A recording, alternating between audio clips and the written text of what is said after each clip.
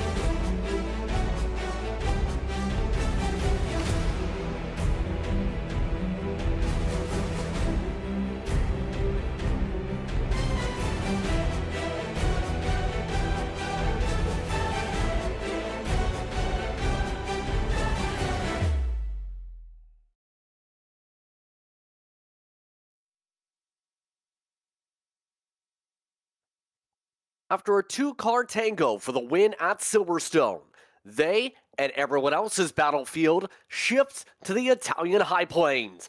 Today, the top drivers in Le Mans Ultimate Platform are at the Temple of Speed, Monza. Good evening, everyone. I'm Justin Prince. Alongside me is Mike Nas, along with our producer for this evening, Sagur Bakshi, for tonight's coverage of Simu Nation and the LMGT3 Masters, powered by NOX Gaming.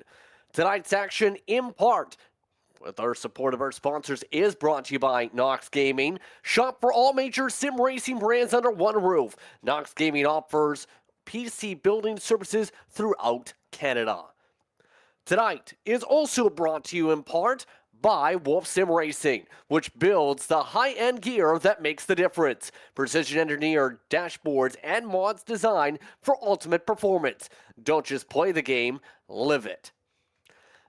We get set for tonight's action after an exciting one over at Silverstone. Tonight, Monza's the playing ground, Mike, for round number 2. Monza, an absolute classic circuit founded all the way back in 1922. And yes, we still use it in Formula One here today. Well, LMGT3s is what we're going to be watching in this current category. And as we get into the LMGT3 field, we can take a look at our standings as well. Topping us off at the top here is going to be Xavier Chamberlain, alongside Christopher Larson for second, Pierre Laporte down in third. We also have some driver cams, hint, hint, for a couple of these out there as well, Pierre being one. Jonathan Desormeaux in P4, Stefan Lafonte in P5, sixth running up for Francis Richard. Then we have seventh for Mark Hamel, Nicholas Leroy in 8th, Cedric Courtier in 9th, and rounding out your top 10 is going to be Philip Massenave. So far, things have been pretty tight for much of the field, but remember that top 2 controlled the tempo and pulled away from the pack last time out. One of those drivers just so happens to have your Wolf Sim Racing track guide coming up, brought to you by Xavier Chamberlain for today.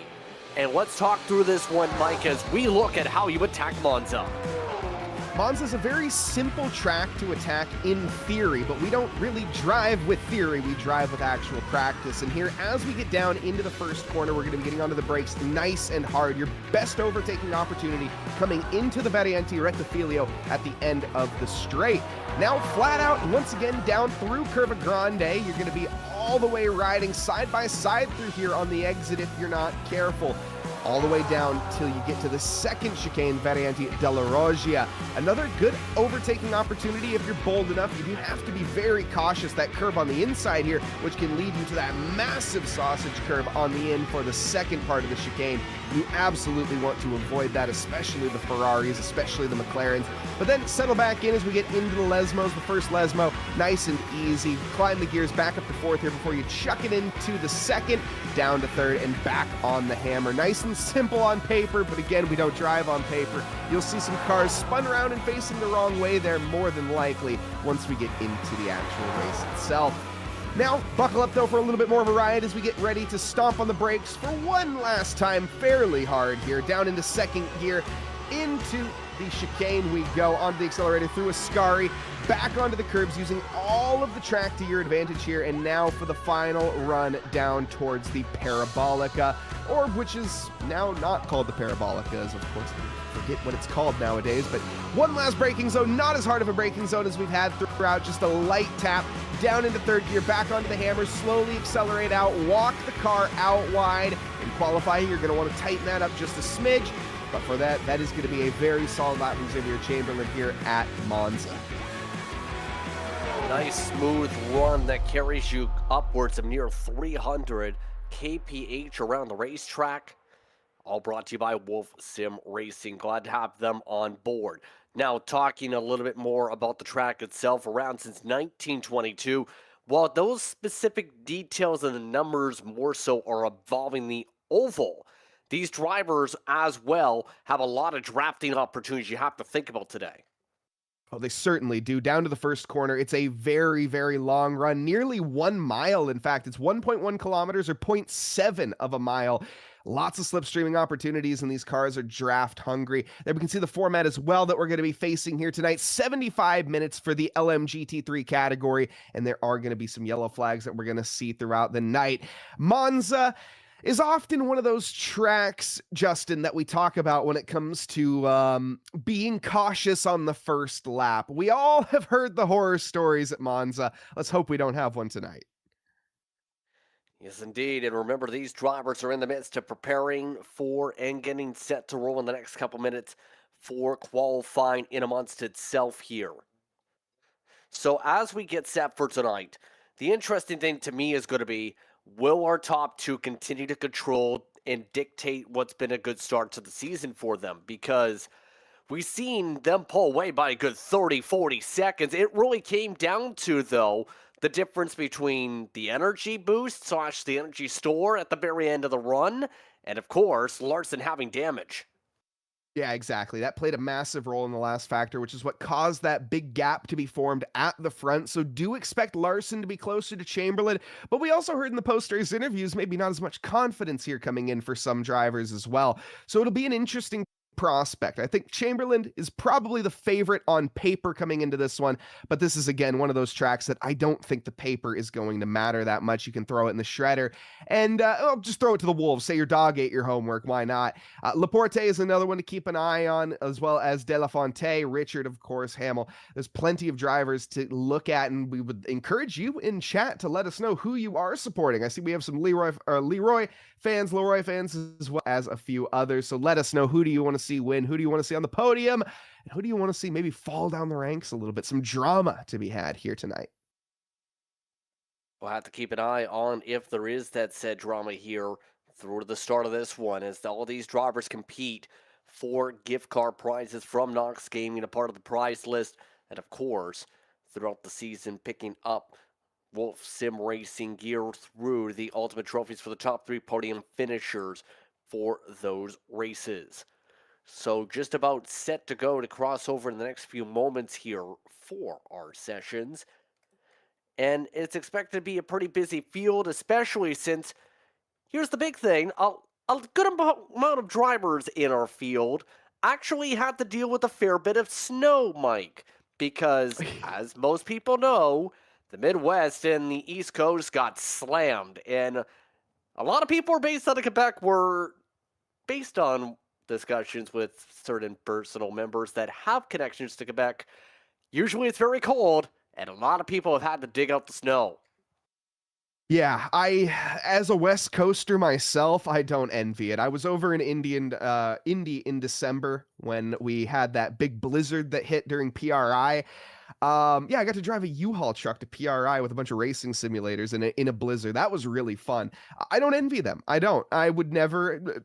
Kudos to all those that do want to live out in the Midwest. As a West Coaster, I'm weak. The cold, it hurts. Your teeth, they freeze. Your face, it freezes. Everything freezes. Your car doesn't start sometimes because that's just how cold it ended up getting this time. I do not envy them, and I certainly hope everyone is safe and in a warm environment, because my goodness, 0 degree temperature absolutely sucks. 0 degree Fahrenheit, that is. It's bad. It's really not fun to be in. Yes, very cold, very freezing. And for a lot of people, this is their chance to de-thaw a little bit, stay indoors at a track that is going to be a lot more warmer in theory than what they're experiencing in the snowstorms. We hope you watching along with today's action are keeping warm as well here today, a part of tonight's coverage here on V-Speed and Simu Nation. So as we continue to get sorted here for this action, the big thing is going to be as well, you'd have to think for the qualifying session. We've seen how important for much of this field track position was to be able to contend at least up for the race lead. Going to have to keep some smooth laps here, especially since you're going to have to be able to get yourself up to the point here today to have a true chance to contend, to keep up with those two that pulled away near immediately. Yeah, 100%. Monza, though, as I said last week at Silverstone, this is one of those, or 2 weeks ago, I should say, as we get ready to pop down into the qualifying session here, and we get to see all the lovely LMGT3s populating the Monza circuit. Monza's a track that qualifying is going to be important. You want to find yourself firmly in the top 10. If you're outside of it, you might actually get caught up in some incidents, in fact. But if you are within that top 10, if you're within the top 5 especially, you're going to find yourself in a fairly comfortable window. We mentioned earlier, it's a very slipstream-friendly track, a very pass-friendly track. There's lots of opportunities to make moves here, and really any one of these chicanes you can make a dive into. Now, the chicane that we just went through, Ascari, probably being the worst of the bunch, but there's not really a corner that you can't make a move here, and so we'll see a lot of shaking, we'll see a lot of moving. Hopefully we see a good clean race. I'm definitely worried about the first chicane, as I always am at Monza. This is just one of those tracks that breeds pileups, but here at Simu Nation, they pride themselves on the safety, and so we'll get to see that, I think, on display tonight. But as we get over to Paul Ricard and Sebring, our next couple tracks that we have coming up, that is when qualifying is going to start to really, really matter. I'd say this is a little bit of a warm-up for them for what's to come. Potentially, you'll look at the brake globe popping up on Chamberlain's car. Looks like Xavier's going to reset. Xavier wanting to get himself another chance to get on the board to try and improve on the 149.5 so far. A few different new drivers here. You take a look at the ground. We haven't seen this driver yet this season. Another Porsche joining the conversation here. Plenty of new competitors actually making their debuts, noticing if you look at your time pile on a few different competitors that did not pop up in round 1, take the chance, Mike, to appear in round 2. Just when I thought we had all of the names properly pronounced, now we have more names to throw into the hat and try to get us to pronounce. Well, we welcome everybody, and if you are looking to sign up as well, head on down to the description. The link to the sim grid, as well as all the Discords and social medias, are down there. You can find yourself joining an awesome community of like-minded individuals and potentially be entered to win some prizes here, as of course the prizes for this championship. First place receiving a 250 NOX Gaming gift card, plus, the best part, an official trophy. Second place receiving a $125 gift card to NOX Gaming and a official trophy as well. Third place receiving a NOX Sim Racing gloves of $90 value. And, yes, you guessed it, an official trophy. Bragging rights all the way around for that one, I would say, is a lot of these drivers are going to be going for that. And if you want to go for it yourself, again, head on down to the description, find yourself signing up. And if you can't sign up, well, we appreciate you joining us here. Hit that like button, hit that subscribe button at Simu Nation, and we'll pilot you along the show. And speaking of pilots right now, with the ground, you see him trying to work his way around one of the drivers that's a little more newer. If you look to the Sim Group platform, previously took part in some test events. Also took part in a test event for Simu Nation, actually, at the start of the season. But currently up in the 9th position, just about 9/10 off over top the machine of Desormeaux. But the big thing will be, how big do you think that manufacturer's difference is going to be here today? Do you think it's going to be similar to what we've seen at Silverstone, where the BOP was pretty balanced in terms of the manufacturers? Or do you think there's a certain manufacturer that gets a preference at a track like here? I know there's a big logo that I'm thinking that has yellow, red, and a horse that might come to play. A little bit of a Cavaliere Rampanti, potentially. Yes, we might see a couple Ferraris out there, some prancing horses taking to the grid. I also expect to see some Mustangs as well. Any car that's good in a straight line is going to be doing good out here today. The more aerodynamic ones, the ones that can punch through an air better, or the ones that just have a big V8 in them that can punch an air without the worry of aerodynamics, as the Mustang's a bit of a brick, but it's still quite quick. Rick Goncalves here, Goncalves, excuse me, not quite having as much luck in the Aston Martin, it seems. We see them down at 11th position at the moment, certainly subject to change, but surprisingly to me, some McLarens in the top 10. Now, I would have figured a McLaren, it typically is a fairly balanced car all the way through and through. It's not really particularly good in a straight line, it's not really particularly good in the corners, but it's doing particularly well here at Monza, isn't it? Yeah, very particular indeed here so far. And we'll have to see if that lasts for a lot of drivers right now. Gonçalves hearing up a couple tenths already in the sectors. That's going to cost him a little bit with the twitch. And those little bit of bobbles going to hurt you in the qualifying session here right now. The Aston Martin down in 11th, by the way, over Perret. You also have De La Fontaine also amongst those close to your 11th place qualifier. Does have some assistance here. That's the benefit here, possibly, of a little bit of slipstream if he can just hook on to that car in front. Yeah, that would be a massive benefit here. Every tenth will matter, and with a BMW towing you ahead, this is a welcome grasp. And Rick Goncalves maybe a little bit too far back to really benefit, but you don't want to get too close either. Then you get that dirty aero wash from these cars. Is one thing we don't really see going on here is you see all those little sticky outy bits and pokey bits on these cars. Well, that's actually doing something. It's not just to make the car look cool. It's there to take the air, push it down, make it gently caress the car, kind of go through and then disperse in a nice and even way, unlike the gravel that we see being dispersed all over the track from up ahead. The BMW not quite getting off that well from the final corner, but Rick not improving. He's going to stay in 11th position, so that little toe didn't quite help out. All that aerodynamic talk I'm talking about didn't matter in this case. All right, we talked about 12th position. Some also would go towards the way of expressing Barrett. The Corvette was very quiet, it felt like, at Silverstone. See, using a lot of curbing, hitting a lot of those sausage curves, getting pushed up in the sand. They're trying to cut so much to the inside to set things up for the speed for the run to Parabolica. And now maybe going to get caught up in a little bit of traffic, potentially. You don't want to find yourself making overtakes in qualifying. You want to be overtaking, hypothetically, overtaking with your time, not in actual practice. The Corvette, though, is a car we haven't seen too much, I feel, in this LMGT3 field. Now, I love to see it. I love to hear it as well. It's a brilliant sounding machine. And the new Z06, I will say, is just, it's a quite cool car. Most people say it's a Ferrari. Sure. You know, whatever, to each their own on it. It looks cool, that's for sure. Nice paint scheme. We'll give credit there as it keeps on eating the curves, though. That's going to hurt you and potentially get your track limits penalties if you keep eating the sausage curves and just losing yourself lots of time like that. But we're coming up to 10 minutes to go in the session. The top time from the very start so far, Mike, by the way, hasn't changed, but there's pressure coming up from Ward in particular. Let's take a look at one of the McLarens. You were talking about some of those drivers in that manufacturer performance.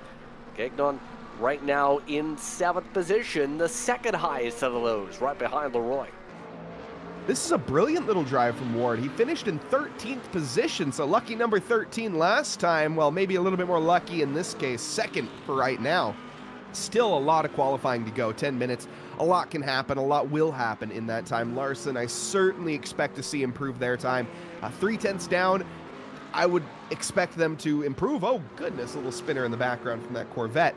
But I would expect Larson to improve more than 3/10, to be honest. And with that, I also expect Chamberlain to improve as the track, of course, rubbers in. You get more of that grip that you're going to be feeling. The car just getting more comfortable with your surroundings as well. In that sort of groove that these drivers are going to find themselves in. I think Ward there did not improve on that I was looking at the wrong time, but is going to be finding just a little bit more time through and throughout here. We're looking at Felix right now. Big wiggle on the exit. That's not what you want to see.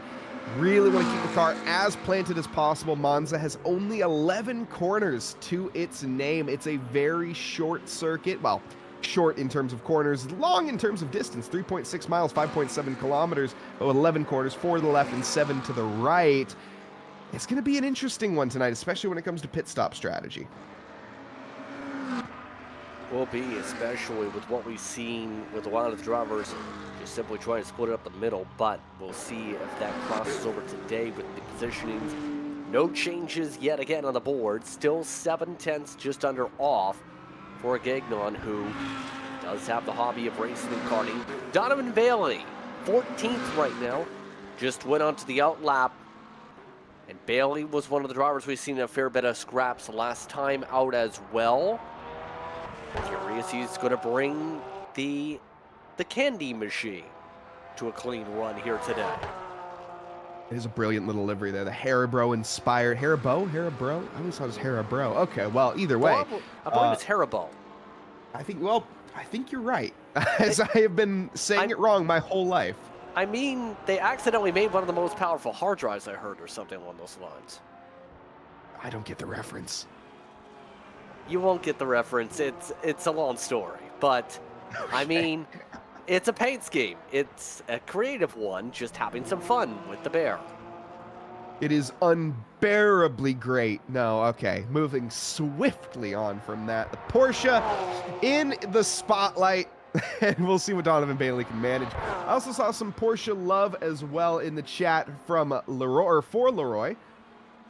Time difference are very small as well. We see in chat here, time difference looks small compared to the last race. Yes, indeed. Silverstone, a bigger track, more corners to mess up on. Monza, smaller track, less corners to mess up on. Shocker, I know. We will see a little closer times around here. And on top of that, I expect to see much closer racing as well. This track absolutely is going to breed a dogfight, I suspect. The funny thing is, you mentioned the fans cheering him on, saying the Porsche. If you haven't noticed, he's in a McLaren, and he is in a McLaren for the championship. Oh, yeah. So that's going to be the interesting thing to keep an eye on. Remember, 8th in the championship to start off the season. One of those errors testing of the McLarens. But here comes Bailey now going up to speed. Already done the outlap. Already jumping up to the 7th position on the pylon right ahead of Leroy as Bailey tries to push. Down through the Curva Grande now and on the way towards Della Roggia. Very important braking zone here. In fact, I would argue maybe the most important braking zone out of the entire track. It's a quick run before you get to the Lesmos, but you can just mess so much up here. Take that nice and deep on the inside, miss the curb on the out, and then run it wide. Don't really want to touch the gravel there, but you didn't manage to do so. Nice and clean so far from Donovan Bailey. Chuck it in. Little correction there at the apex, unfortunately. That's going to cost him a 10th or 2. And then into the second Lesmo. We'll see, I'm assuming, a similar trend. It looked a little bit more planted, but still a big wiggle on the exit here. So Donovan Bailey maybe needing to prioritize a little more slow in, fast out here, but all in all is looking to shape up a decent lap. Remember, it was a DNF that put him at the bottom of the standings out of those who ran last time out, and you need to finish if you want to score points here. So, Bailey looking to make sure, with all the battles last time out, he keeps himself out of the barrels, and also puts himself in good track position with 5 minutes to go. Keep an eye and see if there's an improvement. He's 1.3 seconds off the pole at the moment. Hearing he's still only 18 thousandths off that 13th place time right now on the difference. That is right now the current time. Well, that just changed. It's under 9/10 up to the top 10 for Bailey. Not a bad banker lap, a good one to start with here, but with 4.5 minutes left in qualifying, it's time to get going, especially if your name is Chamberlain or Ward or Larson at that matter, and even Massanev up there, of course, as well. I haven't seen any improvements in the top times recently, and I would have expected to see by now some improvements, but hey, this is racing. I'm sure we'll see a little bit here by the end. I also see in chat, though, we have some more cheers being thrown out. We got some love for Gagne as well as Dubois and the UAR Nation as well, or the UAR cars that are out there as well. So we love to see it. And Alexander, some cheers as well. Love to see all the support. Big warm welcome to everybody that's joining us. We hope you're having a lovely evening, afternoon, or morning, wherever you are in this fine world. We got some awesome racing ahead of you, and it's only 4 minutes away, Justin. So far qualifying, most of the field has just gotten themselves into small little packs here. Things have held firm. Larson 4/10 off the pole is an interesting note to mention. Gagnon got within 1,000th of that 4th place position. All right, also still yet to improve from around 12 in his marks we're flying along with. So, chance for different contenders here, Mike. Obviously, your race winner building the tempo and starting with the bang actually has increased that pole time by a 10th notice from the last time we looked over towards the top of the board here, Mike. But there's a lot of drivers here. In particular, one of the drivers that mentioned that they weren't going to be here tonight, who was very much digging them way out of the snow, is going to be Maisonneuve, that you see there. Maisonneuve, 3rd in the qualifying session, under 3/10 off the pole time. Good to see him here tonight in the Aston Martin. Should be fast. Yeah, he really should be. He was in the Ford last time around as well. So over at Silverstone, he's changed cars, changed manufacturers. In fact, just changed countries entirely when it comes to it. So now moving over to a little different machine, and we'll see if he can manage to handle it this time. There's 2 of those drivers, by the way. It's worth mentioning. Oh, that's right. You have Philippe and you have Max. There's no relation between the 2. The Ford is an 18th Mike. Goodness. Not confusing at all for us. Okay, that makes a little bit more sense. Yeah, there he is down there. So, I'm sure, sorry, so I didn't mean to be rude. But yeah, my apologies. We'll see him improving as well. Maisonneuve is staying in the same car. Just kidding, Maisonneuve. Thank you for that correction. I completely missed that. Your French is very exciting, but 3rd spot for Max. Gonna need a good performance, obviously. It's one of the silvers, actually, when it comes to the ranks here. Ran in the Porsche Cup race over in iRacing and finished in the top 10 out in Mexico. Also an EGT competition. Last time out there, top 3 over at Silverstone. So he's very fast. He should be one of your contenders to disrupt the status quo from last time. Certainly should be, and continuing this moving forward, it'll be a real thorn in the side maybe to Ward. Now, I'm really curious what is gotten with Larson here, and he did drive, he's still in the same car, so in the Ferrari, so not going to be anything variables with that, but in the qualifying in the previous one, he was much, much closer to Chamberlain than he is at this stage. Now, is he out on track, Larson? I think he is. No, he's only 1/10,000th ahead of Gagne, which is absolutely incredible. There's Larson in the brightly colored, almost American-inspired livery, but surely French-inspired livery. Gotta say it, hey. Yeah, I don't know if that's French-inspired, but, I mean, he's still got less than a minute to do something here. Doesn't have any toe for the straightaways. Larson's trying to push and use a little bit of that curbing here. Breaking his way on through a curve on Barretto to close things up for the lap into the pit road. It looks like no change. Larson happy with the track position. Don't be surprised, the majority of the people peel down now as we get ready to close. A good little shout, though. Practice your pit entries, everybody. It's a good practice. You never can overdo it. You can't overdo the pit entry. We've seen that plenty of times, and penalties will ensue. But we don't want to see that when the race comes. These drivers will have to make a pit stop. I don't think these cars are going to be able to make the full 75-minute run, so they will have to come in at some stage. Will it be halfway? Will it be a little later than halfway? That's the question we'll be asking. I don't think the early pit stop is going to be good here, especially with the nature of the corners. This track being such a bias to the right-hand side. It's 4 corners to the left, 7 to the right, meaning you're going to be really leaning on your left tires, and you want to get the most out of them while you have them. So run long, change them later, and then maybe make it through. I don't know, do we even have tire changes? I'm not sure if people are going to do that. This is going to be an interesting one.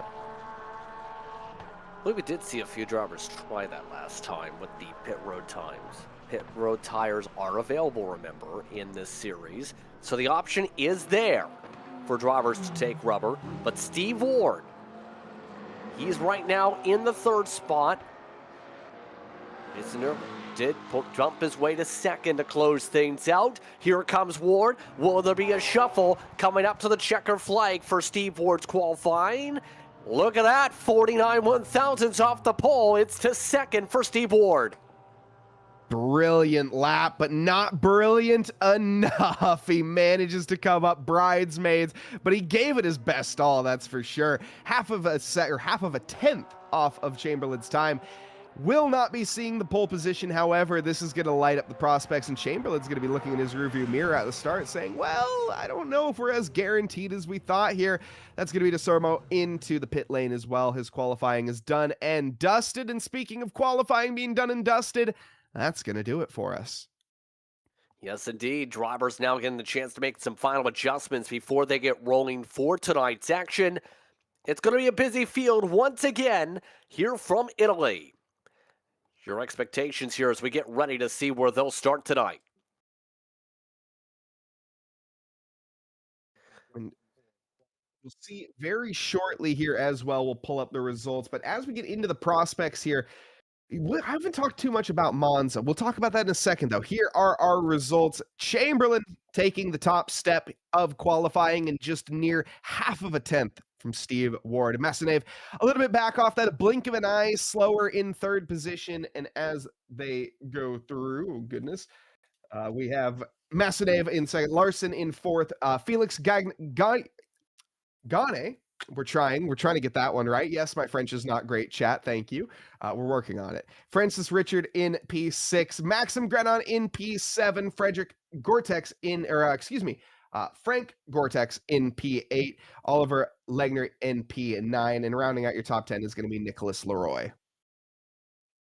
So all those drivers getting ready to start things off. Let's take a look at your starting order tonight here from the Temple of Speed.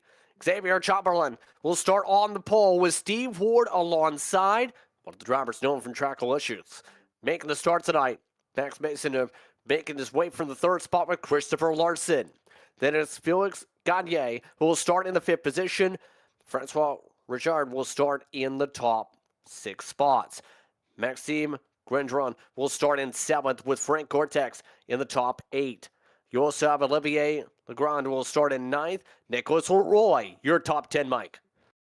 And then Donovan Bailey coming into 11th position. Rick Goncalves in 12th on the back of row 6. Row 7 belonging with DeSormo in 13th and Paré in P14. Moving on to row 8, we have Pierre Laporte. Not a great qualifying in 15th for him. Stefan Delafonte in 16th. Andre Hamel in 17th with Carl Martyr in P18.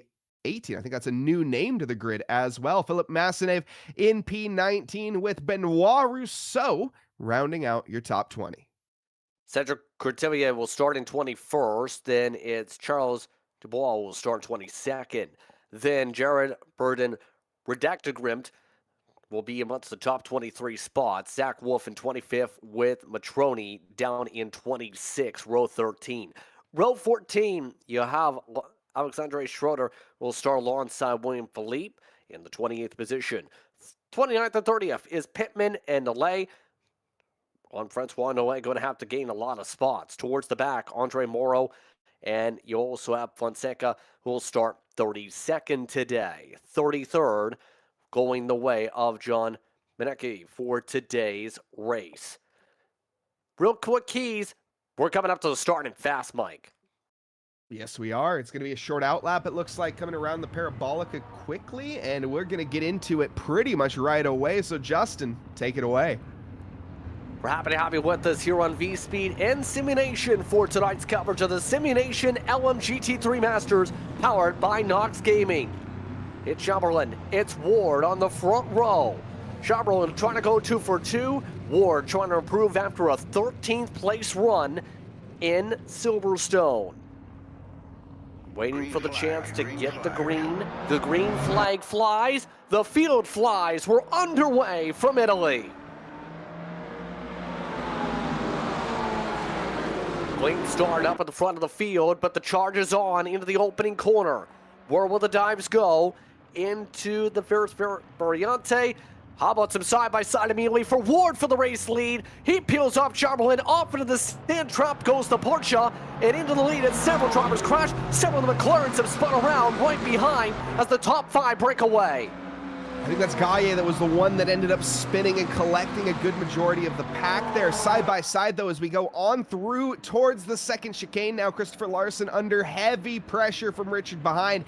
It's going to have to be a defense and a half right now. Down side by side, a little bumping and bang. And as they go into it, there's contact at the apex.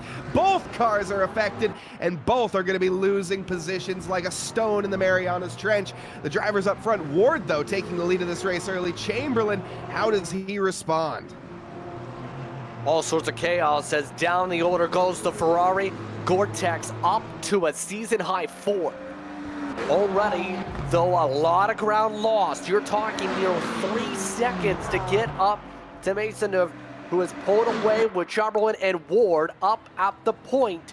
Green flags fly, coming up to Ascari, but all sorts of chaos as several of the championship contenders, including Larson, get disrupted. Larson is done already. That is a big shuffle for the points already. Yeah, that's huge. I would have expected Larson to come back in this race. There's really no need to DNF. It's 75 minutes here. The positions are going to come. This is a long endurance style race. You have to play the patient card, and that's going to be a big haul of points gone already for Larson. Hopefully we see him come back next week, obviously, in terms of brighter and better prospects and qualifying results, but not this time. See a little bit of battling happening in the background here between Leroy and Gendron, excuse me. Down towards the first corner, I think Leroy should have this pretty much signed, sealed, and delivered. A little bit of bumping and banging though as we go down into the braking zone. The position is secured, but certainly not without a lack of effort. It seems Zendron referring to there in that. But here's Donovan Bailey, also a part of the many drivers trying to get scraps out. You were talking about wanting to talk a little bit more about the track. Great time to mention it, because where can you make some of these passes here today? Because already the small group stage is already formed up with all the chaos. Yeah, this is going to be a patience game, to be completely honest. We're going to see a lot of positions and a lot of battling, but I'll be honest, most of it is for naught. You're going to end up falling down the order. You're going to get caught up by drivers behind. You just have to drive your race and battle your own battles. Now, right now, if I'm in Donovan Bailey's shoes, it depends how much quicker I feel that I am than the car ahead. With Legrand ahead, again, it's too early to tell right now, but with a 1.7 second gap, I'm sure Donovan Bailey wants to close that up a little bit more. But is it worth it? Is it worth the strife? Is it worth the trials? Well, I think it is, yes. Donovan Bailey is going to be saying, Mike, eat your words. I'm going for it, but not on this case. Ascari is not really the fullest of commitment spots. We're going to save it for the first corner, I think. Yeah, that's one of your best opportunities. A lot of people risk getting off tracks there. In other sims like iRacing, you'll see plenty of drivers clip that sand and spin right out. A few have already kicked it up. We've seen the backdrop a few times over to these battle packs here. But already, as we zip on through, less than 4 minutes have been burned off the clock so far. Already, drivers like Noé have gained their way already several spots. Schroeder's gained up a few different positions. A lot of those in the back of the field taking advantage of the attrition, others not getting the chance to yet. Then you throw Gagne down minus 24 for comparison of those at the bottom of the board. Perret down 16, for example. You have Longuet down on the pit road as well now with Gagne with the damage situation. A lot of drivers had big time damage control, while others, like you've seen with Bergen, up 9. More chaos going on in the opening corner. Some drivers cutting through the first chicane there. David Pittman having a little bit of an overly exuberant line, now feeling the pressure from the Corvette in the background. Man, that's such a nice thing to say. You gotta love simulators in 2026 right now. Corvette versus Ferrari, and down into the braking zone. Pittman has absolutely nothing he can say about it. He's gonna have to relinquish the position over to the Corvette and move on. Excuse me, other way around. Pittman is the Corvette. Gonna get by. Whoa, a little punt from the back there, and that's gonna be a touch too much, unfortunately. David Pittman finds himself off into the gravel and now getting overtaken by a Mustang. The Ferrari, a little bit worse prospects, though. Yeah, that was a lot of time lost as a result there, and that sets up some passes for the Fords. It's the Chaos Reigns. Pittman, 23rd. Just trying to hold on for dear life here. Just gets settled back into the line as Morrow drives on through in the Red Bull theme scheme. Though there are plenty of battles you have to say across this field that are going to pop up. We were referring to some of the battle packs at Silverstone. We'll see a lot of those battles throughout our coverage today here at Monza. And you're seeing a lot of these competitors scatter their way forward. At the lead's calm, but the back of the field, always Hornet's Nest style. When you have moves like Pittman letting drivers go here. Yeah, and I would say that the front, I would agree with you, but the front is quite close right now. Chamberlain, Massenet, but what happened to Ward? He is down in third position now. He was leading this race after the first corner. Now, down in the third position, we unfortunately didn't get to catch what led him there. Massenet also finding the ground.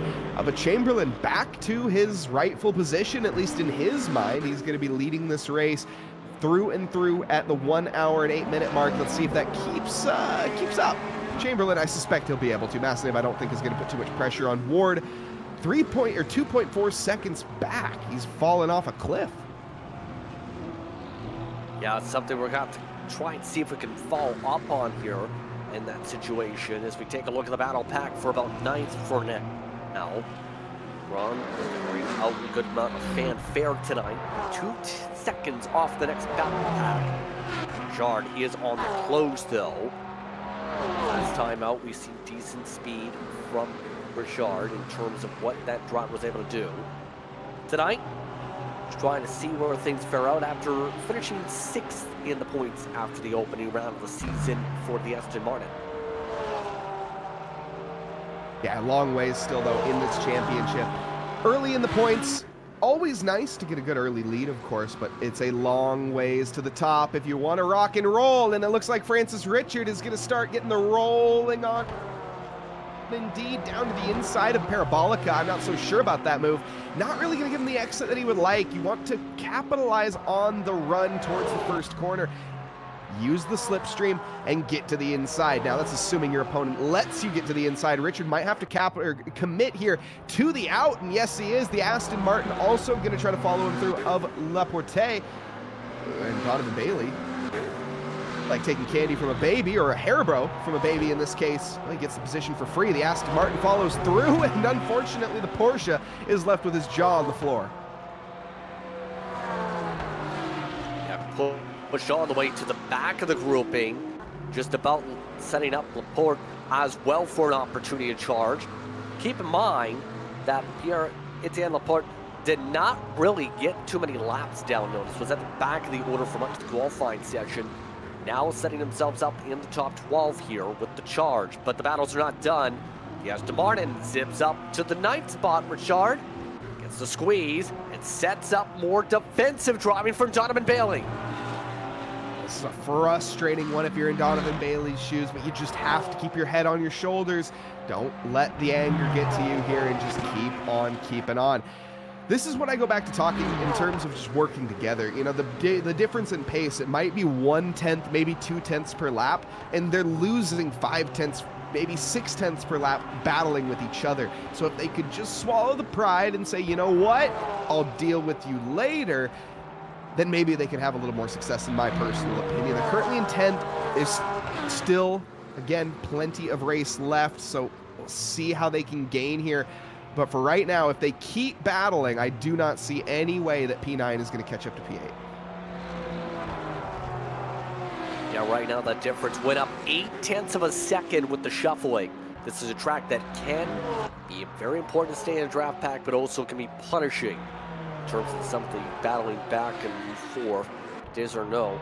Right now has another than 1.8 seconds to get up to the next pack, by the way, in this group. So the big thing will be at this point are then staying in line and work together, like the trend would say and the memes would post in the comment section in the race session.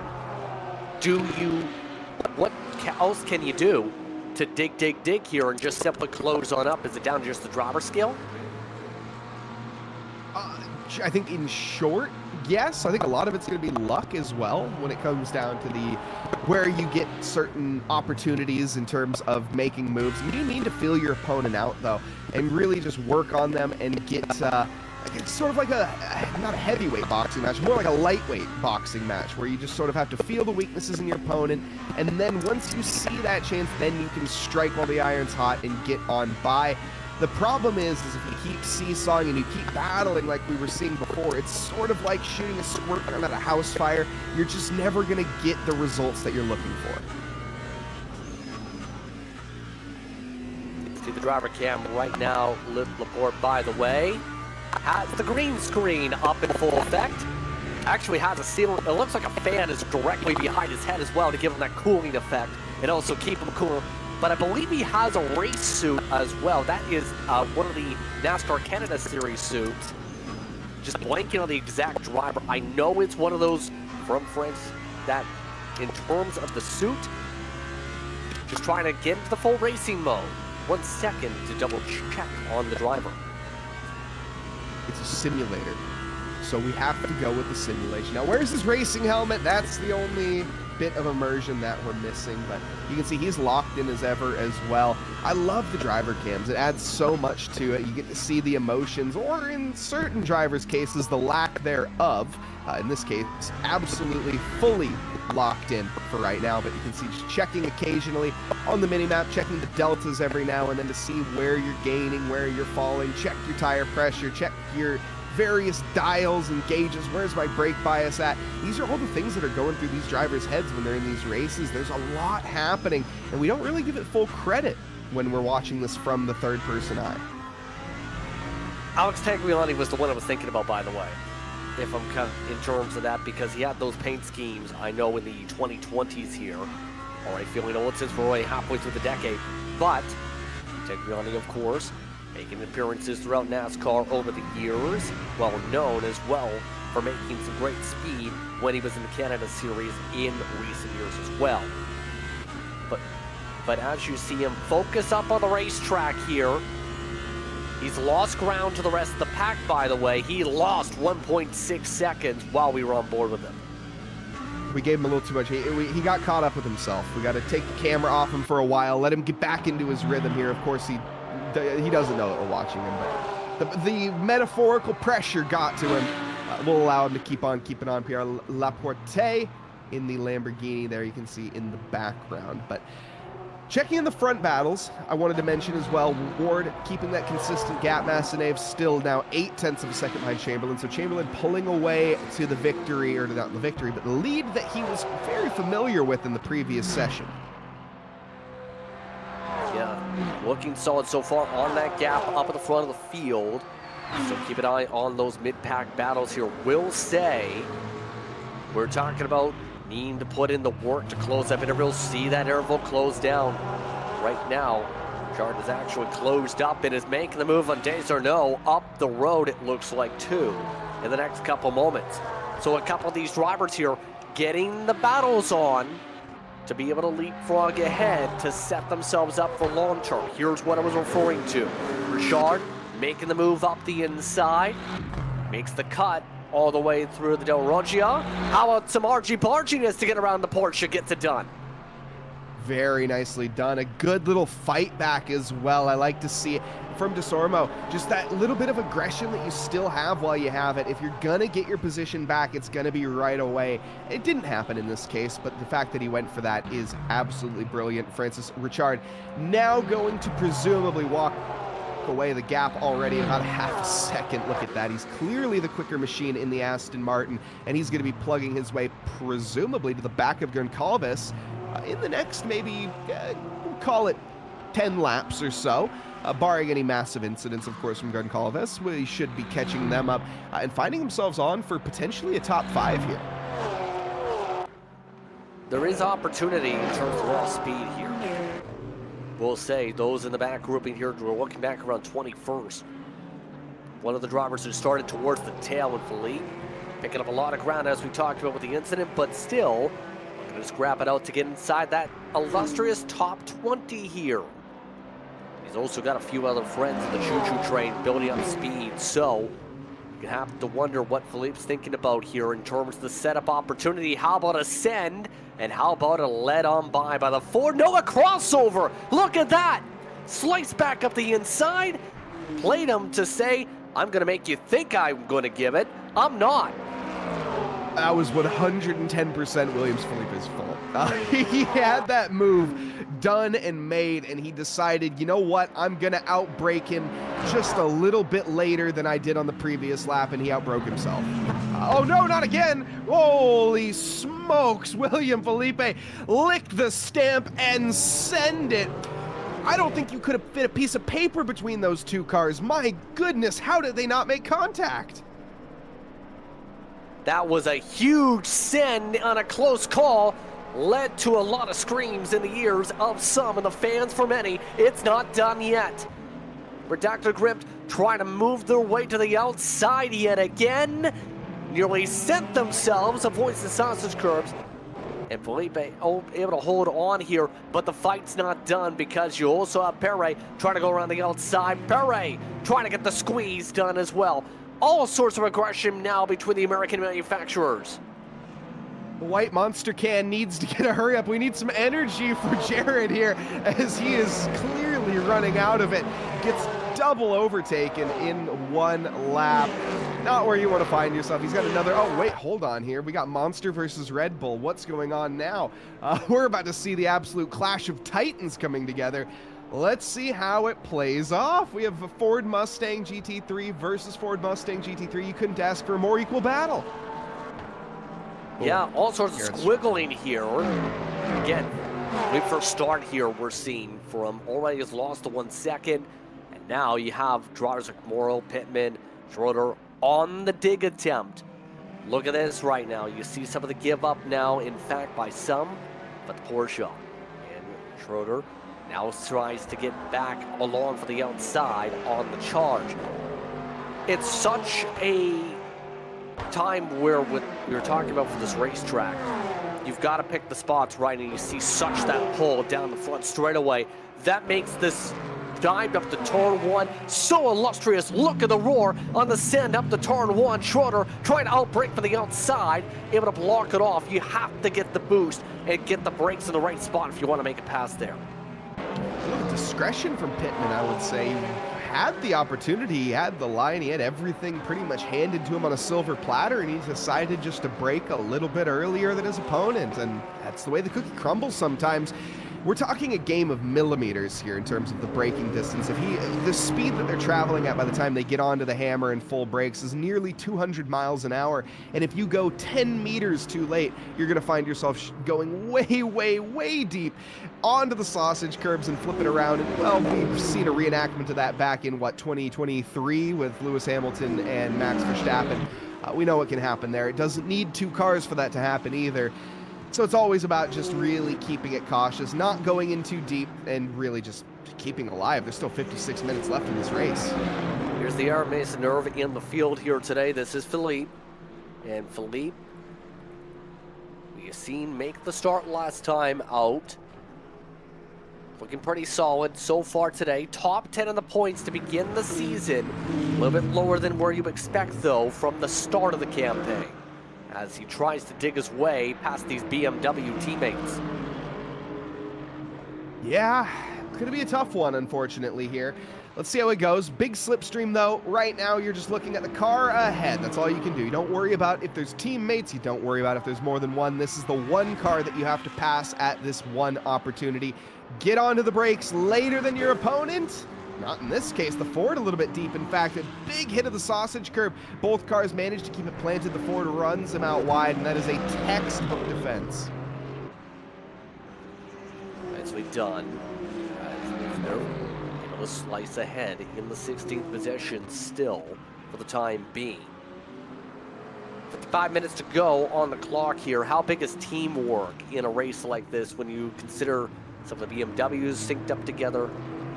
2 to 3 new drivers also in the mix here tonight. What's that teamwork in terms of being able to assist to be able to have good shots in the series? I think the most teamwork you're going to see in these level of community races, and that's nothing to take away from the drivers, by the way, but I think that we're going to see, hey, I'm faster than you, move out of the way, please. And if they are faster, they'll move out of the way. And if they aren't, then they'll probably just hand the position back. I don't see much more than that happening. I don't see any fancy bump drafting. I don't think that there's going to be any real big strategic blocking or anything like that. I certainly hope not, at least in these community races. You don't ever really want to see that type of racing happen where people get a little bit dirty. But I think, and I hope to see a little bit of team play in terms of, yeah, switching back and forth, working with each other, and then maybe just trying to follow your teammate through. That's always better to have two heads trying to strike at one versus just one. Great point here as you see Beret in his battle grouping trying to sort out what to do. And for Beret here, has been kind of getting the elbows out almost every single time. A lot of screen time here for him, but so far so decent. Looking to try and keep things a little bit clean here in the run through. We'll have to see if he's able to pick up a few more spots over the time of this race, but some of these drivers here, we're talking about some big recoveries from these checkups here in the first place. It's going to take a lot of effort, you have to think, to be able to get focus back up to close up some of these gaps you're talking about that you lost 5, 10, 15 seconds we've seen in those opening minutes, Mike. Yeah, exactly. You just got to be very, very cautious. You do not want to fly too close to the sun and have your wings get melted. That's a bad day. It's a very bad day. Just keep on plugging along. That's what I was saying before. There's still so much time left. And yeah, it looks like that gap is getting bigger and bigger and bigger. And it might be, but you just have to not worry about it. Drive your own race. Do the laps that you can do, and the race will come to you. For example, look at some of the drivers that this has come to. Martoni down in 14th, 12 positions gain. Moreau, 10 positions gain. 5 positions for Goncalves. Leroy as well, 4 positions. And we see some of those that did fly too close to the sun. Desormeaux, as well as Dubois and goodness, I'm so sorry. Morer, and Larson as well. Of course, Larson and Gagne both with DNFs. Morer, you're referring to, according to Morer, I should say. So, 26th on the charge, though. One of the drivers that has to be able to find some ground in the red machine. Looks like this, just at this point, it's going to be tough to be able to come back for some points off from this far back. Has some team members at least in the group. Cotillier, by the way, talking about some of the teammates in the BMWs. Looks like trying to work hard to get ahead and gain more spots to keep up. Hamel getting passed on by, coming up here, in fact. There it goes. Cotillier makes it simple. Now tries to keep up with Matroni as the CRT's trying to run forward. Well, now don't give up just yet if you're a fan of the 27. Courtier gets by, and yeah, okay, Hamel not quite going to be able to keep up. I thought for a brief little moment that there was still a spark in Hamel's eyes that could go for the move. Gaining up, though, here into the braking zone, that'll be very helpful. Maybe make a move on the next lap. Probably not. Just work with your opponent and get to the end right now is what I would say. It's still 51 minutes left. I know the end is a long ways away, but it's just too risky going for these battles. I mean, if you see in the background, it's only 4 seconds to the back for the next car. But either way, Cedric Courtier just needs to keep on keeping on, get a good rhythm, and gain some lap time. By the way, as we've looked away, Ward has faded. After starting up in the lead, he's dropped to 6th and is plummeting down the order. Ward, all of a sudden, has gone from being up at the point to upwards of your 9-10 seconds or so, at least behind your leaders here. Ward, obviously something going on with the 88 here. I don't know. Well, hold that thought. As Stephen Ward is going to get aggressive, absolutely sending it into the braking zone, and contact will in fact ensue. Now, absolutely brutal. Stephen Ward, I was going to say he's not making too many mistakes. I clearly was wrong, as there must now be big damage for that other McLaren as they've moved to the side. Flashy of the headlights. Not that happy with their opponent there, are they? Is Leroy. Fair enough. I definitely don't blame him. Stephen Ward going to be reviewed by the stewards after this one. It looks like he didn't pick up too much damage, but what I was going to say before we saw him careening into the side panel of another McLaren is that in the previous race, he finished in 13th. So what I'm thinking is, I think he just had a pretty spectacular qualifying, and qualified maybe a little bit out of the position that he's normally in. So I think his pace is going to find right around this sort of P8 to P10 mark maybe, and then from there, again, I think he's had a really solid quality. Yeah, really good qualifying, but has just faded over the course of this run. Here comes Richard, one of the drivers that we were talking about. Maybe a chance for the top 5. It's already looking very solid for pit stops here. Richard, one of the drivers that's been able to slice forward. One of those with Ultimate Racing. That unit of drivers, 4 total competitors on the team. All 2 of the drivers sharing the manufacturer. Richard, one of the drivers that we've seen really gone ahead with the white front and the black rear, that swapped out to a majority of those, went with more of a bit of a blue or a black at the front. In terms of paint scheme, some of those drivers had those liveries unveiled over the past week, in fact, as teams updated their looks or made sure others knew what their looks exactly were, a part of those who shared amongst the drivers in the field. Always one of the more fun parts of a sim racing championship, getting all your colors aligned, making sure you're matching outfits and all that. And oh, are we twinning? Yeah, we're twinning. Okay, look, it's fun. It is fun, I'll be honest. I also love to see the support from chat, as they're one of the favorite teams to be supported as well from the viewers. Let's see, though. This is going to be an overtake attempt from Massanev down into the first corner, and almost certainly I think the BMW is going to be feeling the pressure. Down into the braking zone, he says, okay, I want absolutely nothing to do with any of that. Backs out and gives Massanev the position. Nolet is going to now be relinquished to 18th. Yeah, one of the drivers with the karting backgrounds really pushed ahead. Look at Richard, though, already going up for the 6th position. Gonzalez looking to try and defend. The battle with the Aston Martins coming up here. Already Ward back into the top 5 after slipping back behind Gonzalez for a moment. So where does Richard set this up? They're already just up the road from the new look MPX racing car. Now, where will they set it up with Leroy in the popcorn seat? Presumably the first corner. It's going to be the next real opportunity that comes up. You're not going to go for it in a Parabolica. Just get a good exit here. That's all Richard needs to be thinking about right now, is how can I get the best exit possible, tuck myself in the slipstream, and go full send baseball, and hopefully not drop it like Aaron Judge did in the outfield. Equal machinery. That's the only real issue that we have, where both cars are going to be at neither of an advantage. The inside is going to be covered, but how much, though? What side is Richard going to commit to? It's going to be the in. Is he going to tuck out last second? No, he is fully alongside of the stage with the overspeed of a lifetime, gets onto the brakes, and that position is going to be easy as pie.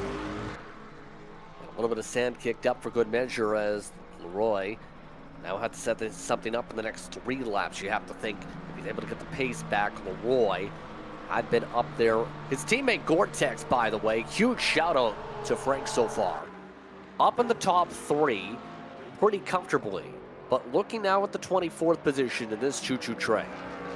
See some of these drivers back here getting a little bit of distance to each other, a little bit of a draft train, so to speak. Yeah, indeed. This is what I expected to happen earlier on. The fact that this is happening with 45 minutes left in this race is actually incredible. In fact, put your draft train and shove it, because we're going for the inside. And unfortunately, the Porsche wants absolutely nothing to do with that. That was a terrifying prospect. Thankfully, no contact was made. But Schroeder manages to live another day. Needs to pick up the pace, though, if they want to keep this P24. Yeah, well, in the case of Schroeder, he's been in this spot for a little bit. Not anymore. How about a let-on by? Didn't really have to do that. Doesn't matter. That's going to be a slowdown back for the 117. Schroeder has the chance to clear on back, so long as he doesn't allow the McLaren to give all the slowdown with side by side. That didn't work either. Contact and a spin. Man, that's on Schroeder. I hate to say it, that is 110%. I mean, I'm not a steward, so the stewards obviously will be taking a look at it. It's not the final ruling, but I'm watching it on my other monitor here in the, yeah, I definitely, as Fernando Alonso once said, all of the time you have to leave it a space. I don't think he left it a space. personally. Now, it's arguable that camera angle that we had honestly wasn't the best, but regardless of whose fault it was in terms of that, I still think that the contact was absolutely pointless. That did not need to happen. By the way, Zendron trying to find a way to take away that third spot. The battle with some of the McLarens grouped together here.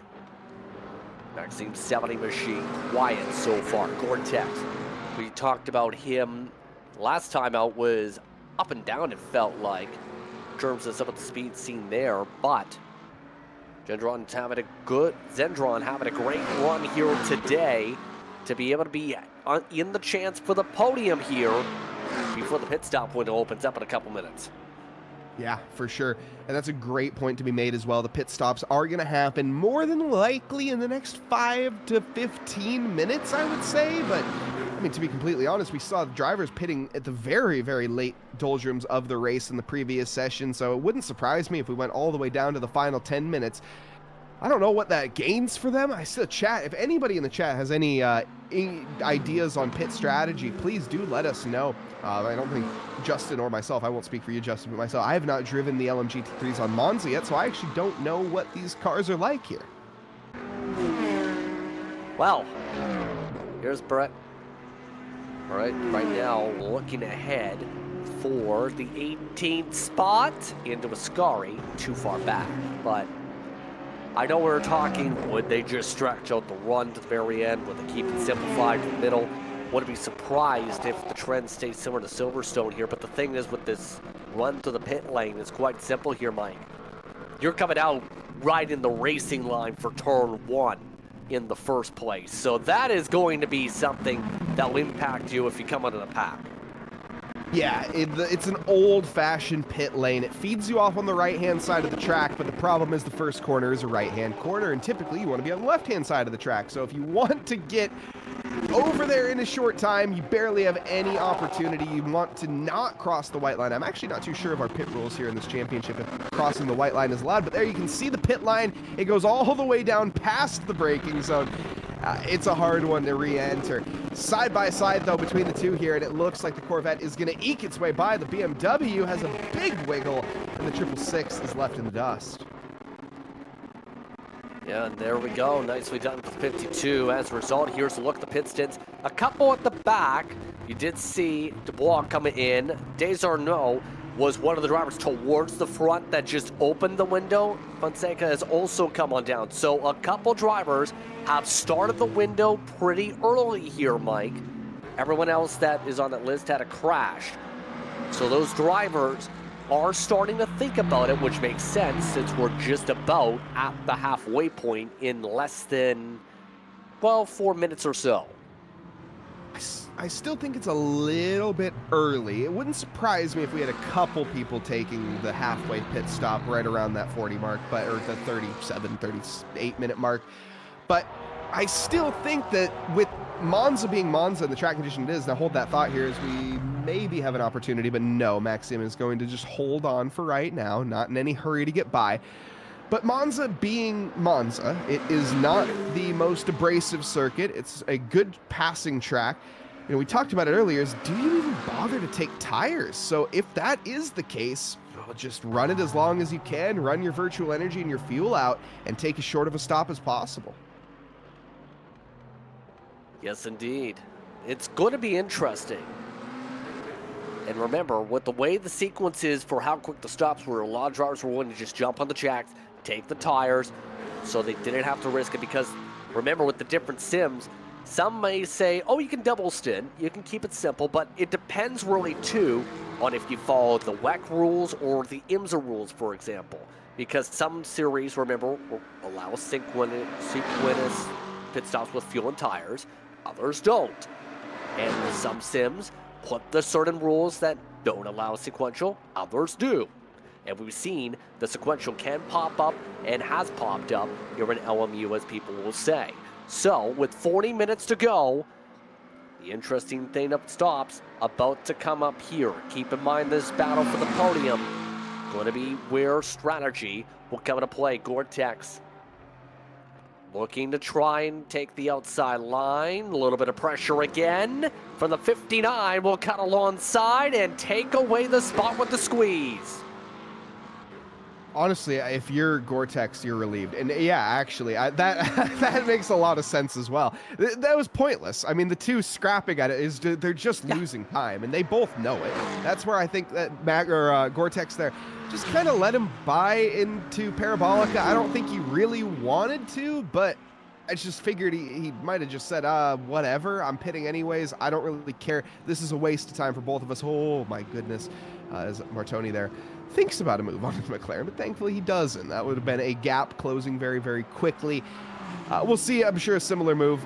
Line it up in the final corner, down into the first. Let's see if it happens on this lap. A little too far back, I think, for the BMW here. The McLaren has a good bit of air.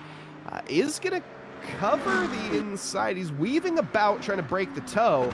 I don't think that's particularly necessary in this case, but he does stay ahead. Yeah, let's take a look at run right now. A squeeze for 7th. How about contact? Gonzalez sent off and spun around. Bit of a send that time for the second variante. Sends him out to the Del Raggia, and now the Porsche pulls away.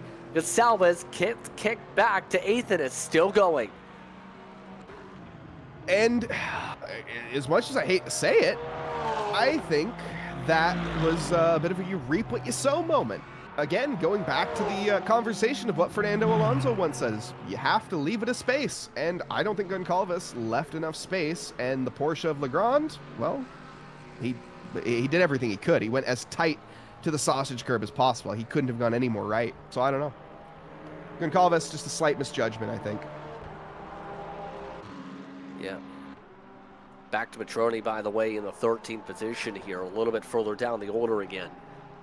See him pushing right in front. It's one driver we haven't talked about in Russo too much tonight. Benoit.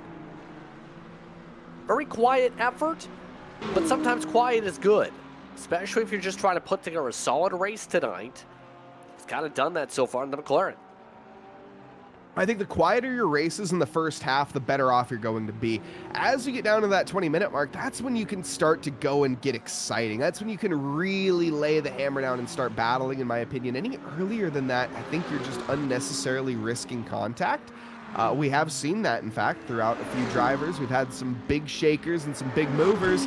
Let's see, though, if the BMW is going to think about a move on this time. He's very far back, so it would be an absolute stretch and a half, and oh my goodness, he's going for it. Down to the inside of the 23. The BMW from an absolute mile and a half behind makes the overtake stick. How? Incredible move, but how? My goodness. He did use up Russo a little bit on the door, and Russo, one of the top drivers from EGT Canada competition, getting really shuffled out of the way, to say the very least. By the way, you do see Laporta is down pit road, so the pit window is wide open for the leaders. Should see a full wave in the next 3 laps in theory. Wouldn't be surprised to see one of these two come out into the pit road and get away from this battle, secure themselves some clean space so they don't lose too much more ground here after a dive like that. So it's about being smart in this situation. Who's going to be the smartest, especially with what we've seen already with the Gendron battle? We'll see this again come up in this group. Rousseau might have a little chip on his shoulder after that one, because I think he's going to feel fairly wronged that a BMW from an absolute country mile came and shoved him out of P11. We'll see on this next lap, though. There's the saying, Justin, is you race as you get raced against, and, well, let's find out if that's going to happen in this occasion. Benoit Rousseau gets an incredible slipstream gain on the back straight. This is exactly what he needs. Set yourself up perfectly, launch yourself out of the Parabolica, and go full send. He's very far away, though. This is going to be, well, a repeat, a bit of deja vu, but on the other foot this time if it does happen. Gaining, and gaining, but there is absolutely no way Benoit Rousseau is going to unleash himself, I think, onto the inside of the BMW. He's going to settle in and maybe try on the next lap, unless... No, okay. Yeah, too far back, but Gonzalez did come down pit road as well, a part of that wave. this time through, so slowly trickling through. For reference, keep an eye on the pylon to see where the pit stop deltas have gone so far. Fonseca, who is towards the back, 49 seconds to the nearest car, by the way. So there's a lot of chance to cruise. Gore-Tex, for reference, is in 18th from his pit stop, 4 seconds behind the next car. Gonsalves still in the service. So it's a fairly long time, you have to think, in the box per se. But remember, one of the things we haven't touched upon here tonight so far, Mike, you were touching upon and was big last time. Energy. The energy for these cars to make sure they don't run out for the power band at the end of these races here might come into play here for a couple of these battles we're starting to see as Mason, or the lead should say, goes for the pass.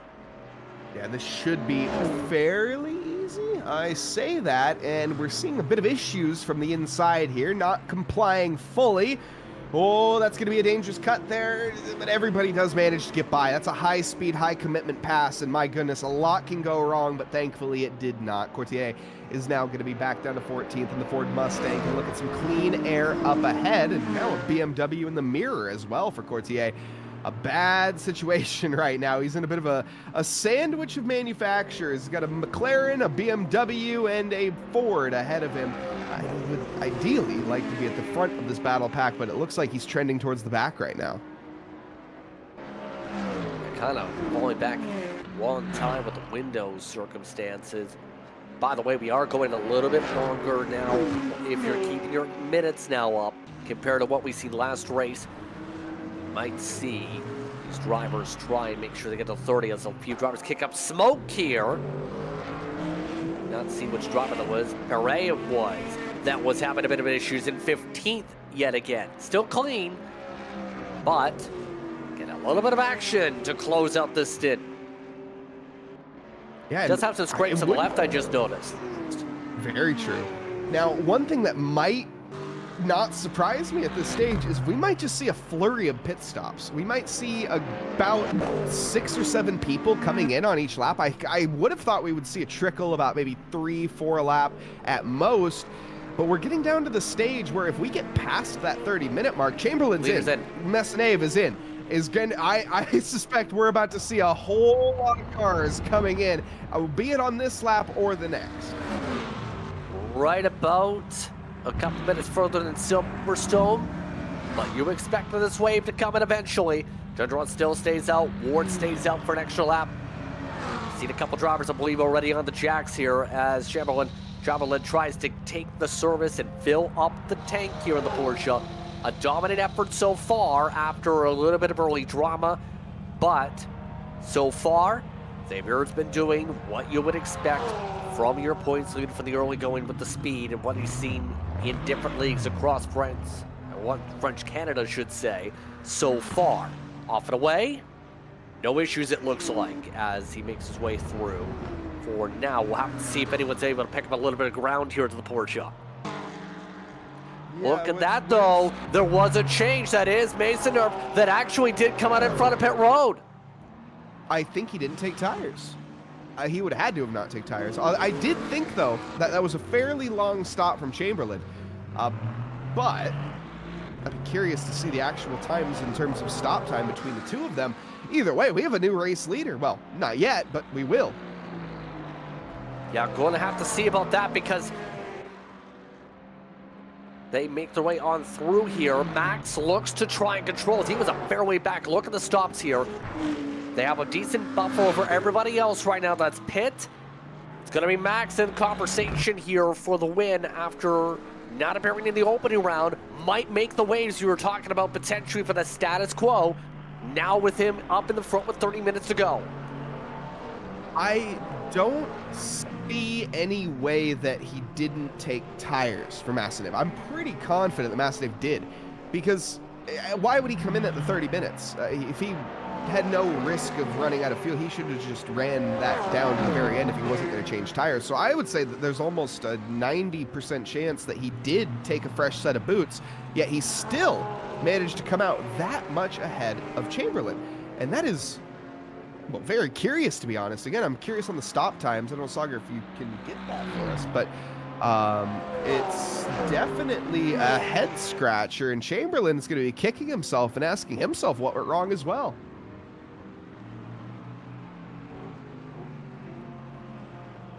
Looks like a good word from our producer here. Lots, yes, that's exactly what I was thinking. So a big round of pit stops, and more is going to come down. This is not the end. Yeah, as more and more drivers are going to come through, take their set of boots, and then run it down to the end. But I'm still very curious at what happened. Now, Bailey stays out. Interesting. Yeah, well, able to stretch it a ways longer. No major crashes today. So going to be a good recovery in terms of the point effort for the second round of the season. But obviously going to be one of the drivers mid-pack here. Good use of the fuel balance in the Porsche. Russo also as well. But remember, here's the thing. Look at where some of those drivers are. Chamberlain, that cycle, if I'm looking, yes, is about 5 seconds plus difference, give or take. Maisonneuve has picked up a lot of ground net and has actually seen Gendron, Ward, Gore-Tex, Richard in front of Chamberlain on the pylon here. Yeah, that is crazy. Did they not? I don't know. I actually have nothing for that unless they didn't take tires. I mean, but they had to have. There's no way they wouldn't have. That'd be insane. I don't know.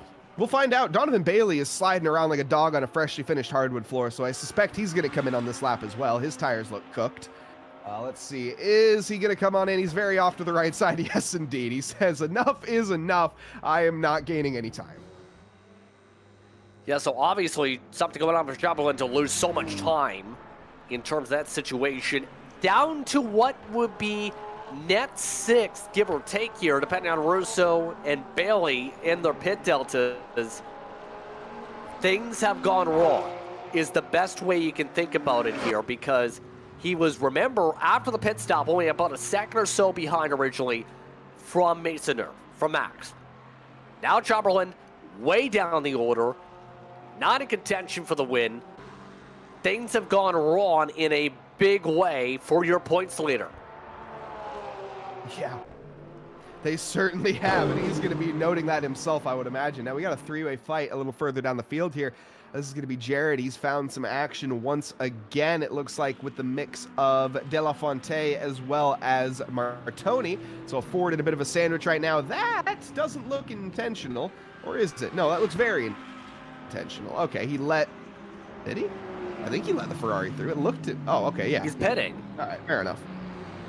Has he already pit? He's one of the last drivers to pit, in fact. Yeah. So, as we come on in with Russo, also in down the lane.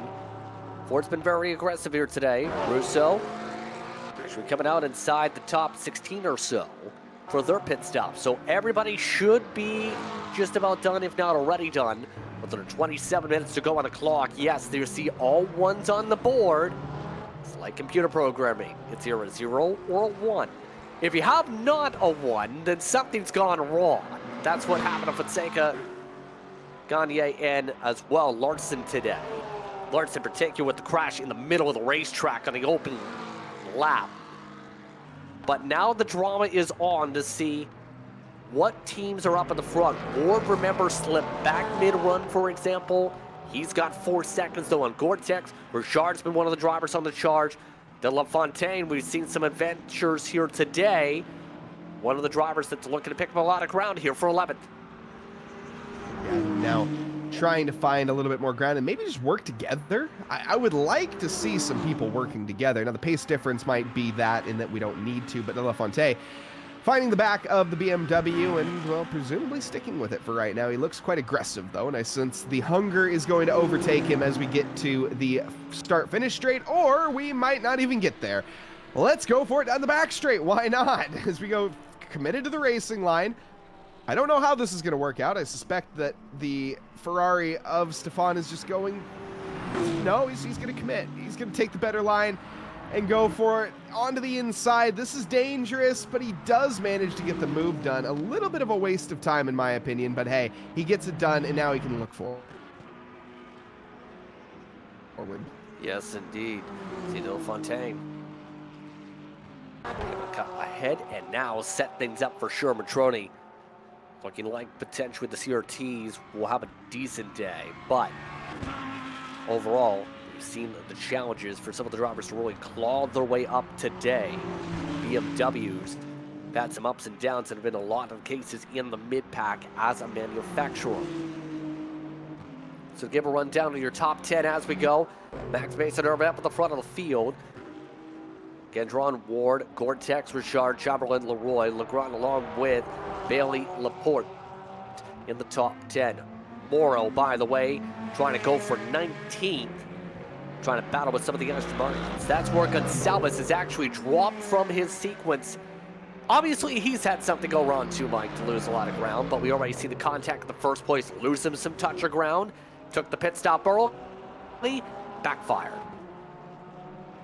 Yeah, it's a day to forget for Gonçalves. I think 100%. He's had, I think, a little bit of a, was it not a spin, but he had a little bit of a, he lost the car a bit earlier, I think, as well. So it's just been a struggle, yes, all things considered. Now, this is that battle that we were looking at before where the Ferrari overtook the BMW, and now the BMW overtaking the Ferrari. Again, this is a bit of a waste of time, personally, in my opinion. Again, work together, folks. If you're just passing each other repeatedly, just accept the fact that you're the same pace. Like, it's telling a racing driver, though, to work together with somebody is not really the easiest thing to do at times. It can be like a speed bump on a runway, to be completely honest.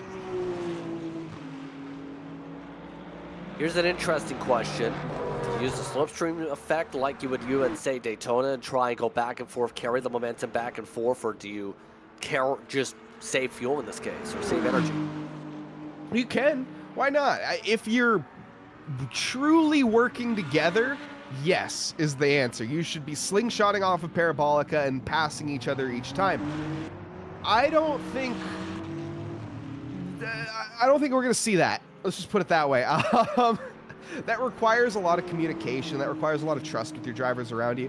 And typically in your community leagues and in your community races, you're not going to see that level of working together. Now, I have seen it in the past. I wouldn't be surprised to see it again, but it's definitely atypical. Second pit stop, I believe, for Days or No. Remember, was one of the first to pit. Comes in a second time. Obviously, something going on where they had to adjust something, push him back to 24th. Yeah, you hate to see it. You only want to see the positions get lost on track. You don't like seeing positions being lost in the lane. What's happening to Samoa there? He got a little bit of an off, it looks like, in the Ascari chicane, but manages to get back on track right away. So looking at the other battles, I wanted to keep an eye on the Leroy and Richard. No, Richard and Gore-Tex. Yes, Richard and Gore-Tex. Leroy was another one that I had my eye on, and he was ahead. He was in 6th at one point. Now, I'm not sure what's brought him back down to 7th. Now, obviously, Chamberlain was ahead at all times. But that's the other kind of elephant in the room that we have to address. This is Chamberlain. He has done not much since the pit stop phase.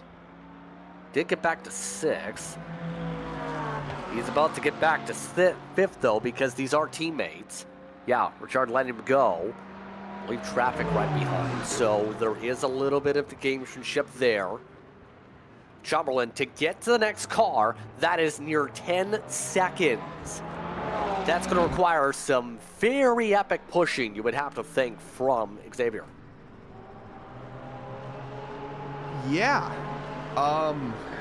Almost to the point of, I don't even know if he has that in him right. It's really surprising, to be honest, and I don't really have an answer for it. Now, chat pointing out as well, what happened to Leroy? Yes, indeed. I was confused. I was talking about Chamberlain. Yes, Leroy did, in fact, get body slammed. That did happen. It was not by his choice why he's in 7th position right now, but I thought he was in 6th earlier after that had happened. But either way, Richard here, now going to be on the back of Chamberlain, and I suspect for not that long. He'll try to stick with him for as long as he can, but then Chamberlain has bigger and brighter futures ahead of him, trying to catch back up to Gore-Tex 9 seconds up the road, and in 20 minutes, I don't see him catching that. it would require the biggest drive that we probably would see in a while. 20 minutes on the clock, now being announced to the drivers in the session. There you see with the red mark up in the tick. So it's going to take a lot of effort. Jard, though, going to be happy with the decent performance here with the team side, you'd have to think. With the charge that he's had to pass several of the competitors in the top 10 in the first place. But let's talk about the point implications here. You're talking about after today. You have drivers like Laporte, who started off the season, well, 10th right now. Desarnais, 4th in the points. After being in the top 5, obviously, in the opening round. He's well down the order with the second pit stop. De La Fontaine was in the top 5 to start the season. Down in 12th, ahead of this battle involving 13th Hamel and Philly Maisonneuve for some dives back here. Then you have Richard, that's having a decent performance. Mel in a ground to lose some spots. Leroy in a ground to potentially be about where he was in the opening race of the season. In our words, there's been a very big difference that it's obviously a small sample size, Mike, but obviously consistency wins championships. And if you're some of these drivers, you have to find that little bit of consistency between these rounds here if you want to be able to constantly score points with the way the championship format is with points. Absolutely. Now, what has happened there? That's one of the Ferraris we were looking at earlier. That's La Fontaine that just lost a bunch of positions. That's 4 position. That's not a back marker or anything. So a mistake has dropped him not 1 but 2 positions here in the mid-race. Now 18 minutes left to go, and now he's going to be feeling the pressure from behind. Looking in the rearview mirror, there's Rousseau. All of a sudden, what was an easy day has now become a little bit more difficult. Now, that can also go for Maisonneuve, that can also go for Ward. Any one of these drivers can find themselves in that same situation, just maybe a little less likely from those front runners. But looking at Maisonneuve, his teammate, or his namemate, which no relation, apparently, up in first, is there any way that he can find himself in the top 10? Well, that's the tough thing right now because you're talking about the gap. 10 seconds between 10th and 11th, 5 seconds between 11th and 12th. 15 seconds, that's basically saying do what Chamberlain did and nearly double it. So, a little bit harder of a challenge, wouldn't you say? But Philippe Maisonneuve looks to be on the challenge for the spot. Does he go for the late lunge? Yes, he does. Up to the inside for turn 1. 27, and to squeeze back with the rub of the curb, but the Ford has the power on the exit. Dramas again in the background, but yes, a tough but fair move there for Maisonneuve. I think that was, a little aggressive, but he got the job done. I'd call it clean enough. That's going to be a frustrating one if you are in the Aston Martin shoes, but again, just hold on to the race that you have. Don't worry about going and sending it in the next corner. Just try to keep it on and use Maisonneuve as a bit of a benchmarker. The prospects up the road are light, 6 seconds in 16 minutes. You're going to have to gain at least a second a lap. I mean, obviously a little bit more than that in this case. So it's doable. Certainly wouldn't say it's impossible by any stretch of the imagination. Anything can happen in racing, and it normally does, but it is unlikely. Now, what isn't unlikely is a little bit of a drama between P20 and 19 here. Look at this. Salvez talked about him losing ground, trying to make up for it fast. Needs to with 16 minutes to go. This race is zoomed on by the way, Mike. Pretty clean after a chaotic start. And we've seen a lot of the drivers, though, make those big mistakes with the door checks make mistakes for them. Or we've seen some of the bobbles for Gonzalez.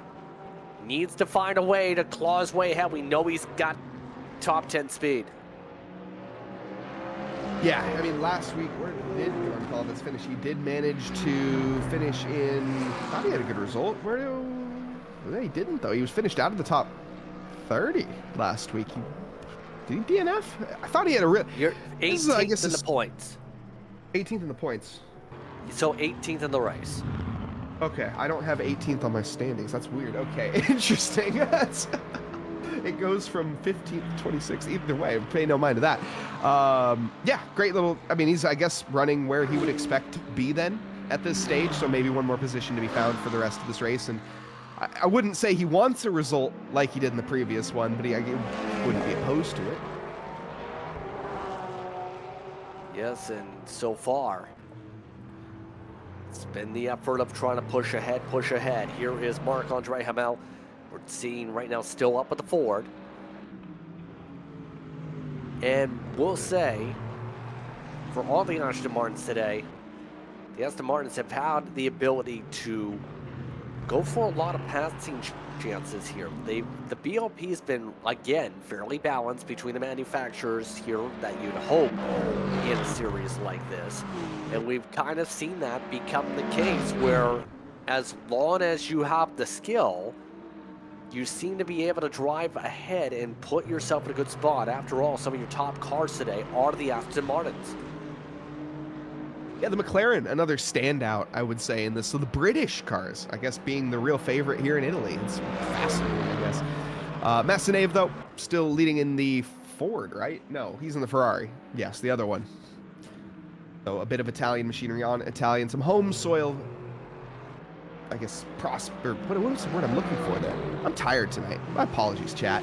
Either way, our leader, he's gone. 7.3 seconds. It's going to take an absolute miracle for second place to catch back up. Now, not so much of a miracle for P13 as Hamel is going to be taking the run, but he's going to take the unfavorable line at first. The outside dive.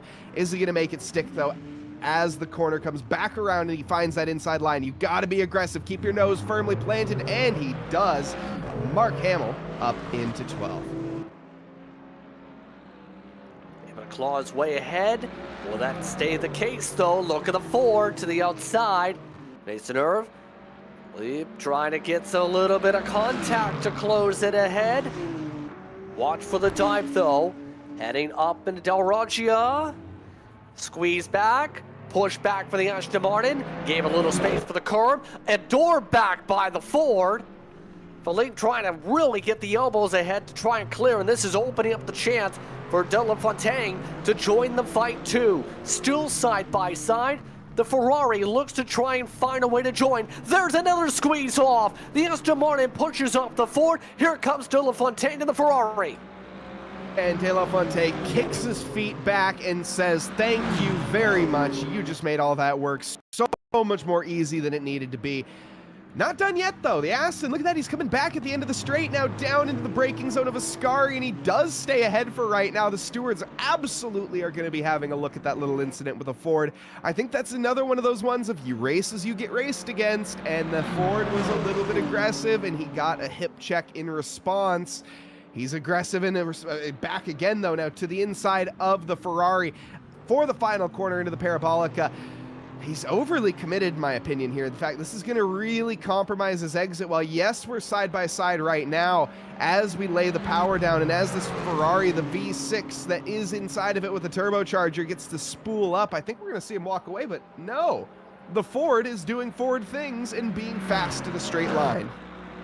Philippe Maisonneuve trying to make the move still to defend. Looks like Lafontaine has backed off. But look who's in, Perret. I believe he's right behind. No, that's lap traffic, actually. One of the BMWs that's getting a chance to watch all this, too. So you have to think about a little bit of drivers that are not going to be for position also joining in on the fun here. Disrupt things. Philippe Maisonneuve, again, showing the nose. Looks like this battle going to take a chance, it looks like, to calm down for a moment. Kind of needed to a little bit because they were getting to the point where they're throwing haymakers. And eventually those haymakers make some damage. Yeah, they're losing seconds a lap regardless of if they make contact with each other. So there's a lot of damage being done no matter what. And that's what allowed that back marker to catch up even in the first place. And you know when a back marker catches up to you and they're telling you to get the hurry up on, maybe just look ahead for a little bit and worry about the battle later. Both of them are clearly equal on pace. I don't think that's debatable. Massinave is as fast as Hamel, and Hamel is as fast as Massinave. I think that's they've settled it. Yep, I think everything's calmed down a little bit with the gap now growing. 10 minutes to go, though, in the race. And as we go, the interesting things to mention for those keeping an eye on your pylons here, this one, your closest battle to the racetrack, was also catched up towards Pittman for 26, but also of note, Chamberlain, if you're wondering about that recovery that's off screen so far, it has gone down 5 seconds to Gore-Tex for the 4th position, but it's still 4 seconds to Ward for a podium spot. So that position still sees Chamberlain on the charge. Here is Philippe again on his set to the outside. He's looking to outbreak the Aston Martin and hold on to the inside line. A squeeze to the sausage curb. Yet again, the elbows coming out. Hamel yet again saying no thank you. Here comes De La Fontaine. Yeah, and through goes De La Fontaine again. I see this being a trend as we continue to battle between the Aston Martin and the Ford. You know, we talked about this earlier. Let's go side by side, though. Into the second chicane. The Ford should have every single advantage in the world here, and he does. Gets the job done. We talked about this earlier, though, in terms of if you get into this battle situation, should you just let the person through? Should you work with them and maybe, like, use the slipstream and feel safe with each other, kind of like they do in Le Mans? Yes, this is the time to do that. I think if the Aston Martin, for example, on that previous one was getting passed by the Ford, just let the Ford go. Vice versa. Now, it worked out for Hamel, as he now has a bit of a gap. Is it going to stay that way, though? We're going to find out very quickly. I'd imagine if Massenet comes to the back of Hamel, the game is on. The gloves are coming off, and there will be punches thrown. Yes, at this point, battle time is here. And if you achieve in battle time, you can be successful. You have to be able to withstand the pressure. This is going to be helpful to set things up for all-important points for a lot of those positions, especially the mid-pack towards the championship here. So it's going to be important for De La Fontaine to be smart if he really does want this 13th position after having to really be in the fight much of the way and try and keep some decent points to keep up with where he was at the start of the season. Going to take another lap or so, it looks like, to reset. You're talking about maybe 5-ish laps to go, though, to get the job done. Yeah, and it's one thing to catch, it's another thing to overtake. And now here at Monza, it's not the hardest to overtake, but it certainly still needs to be done. You need to get by, and as we've seen between these two, when you're equal on pace, it's near impossible to make any progress. In fact, it's almost easier to make negative progress at certain times, as we've seen time and time again. Speaking of negative progress, we got a little 2x2 Noah's Ark here, heading into the braking zone and continuing that on the exit. Benoit Rousseau bumping doors with a BMW now. Battle for 19th as it's going to get real spicy between the 666 and them. Or is that the 51? That's the 51 there in the BMW. Yeah, Russo really keeping it up. It's by the 666. One of the karting drivers pushes way far back and says, no, thank you. I want to just keep my race going. As Russo now looks to set his next charge. What happened to Gore-Tex? He's coming a second time here, Mike. Yeah, I am not sure what's going on there, but Gore-Tex is in pit lane as we speak. Now, is this a damage-related issue or is this a fuel issue? I'm not sure if he put enough virtual energy in. That might be the case, considering it was just a splash and dash. He came in and he left. I think that he saw that he didn't have enough fuel saving. He wasn't going to make his targeted delta, and he had to pit and make a adjustment, which is absolutely gutting. Frank Gore-Tex was on for such a good haul of points. He was in a line for his best finish, obviously, out of the 2 races this season. Disaster at the end of the run for the team, and now has to hope he can get by Laporte at least to be able to get a top 8 and get to where he started this race. Unreal in his circumstance here, as they, by the way, kept the decent gap ahead of Bailey for 10th. Now, to be fair to Gore-Tex, still the best result that he would have. Yes. But it could have been better. Mark Hamill in the back bumper of the Ford Mustang GT3 that we've seen time and time and time and time again. What do we think is going to happen now? No, surprisingly, no overtake. Now, we're into Ascari right now, so it's the worst overtaking opportunity on the track. Let's see what happens when we get a good one. We're not in Ascari. We're in Parabolica. We're at a different part of the racetrack. Goodness me. Are you okay? Clearly not. It looked like it was the second chicane. I saw a chicane and I called it out as it was. They were going pretty fast through there. My bad. But either way, now heading into Ascari. Let's see what happens with the overtaking opportunities. A little too far back for Hamel. Other battles to keep an eye on is, well, not too many. Gore-Tex and Laporte. I think Laporte, though, has the pace to stay ahead. Gore-Tex, though, catching. He was ahead, obviously, earlier on in this race, but with 4.5 minutes left to go, let's see if he can get the pass done. He's on the back bumper now, so oh, this is not the time. This is not the place. This is not the lap. Just hold on, Gore-Tex. Let's wait for a better chance. See if there's an error opportunity here for Gore-Tex to get a spot back to where he is for the starting spot. So everything else up in front of them, as long as there's no fuel issues, seems secure. Commentator's curse may strike at any moment, though, knowing how things can go here. But for Gore-Tex, we'll give one quick shout out here in the closing stages here. Interesting paint scheme, establishing all the league sponsors here. Going with the cube a look.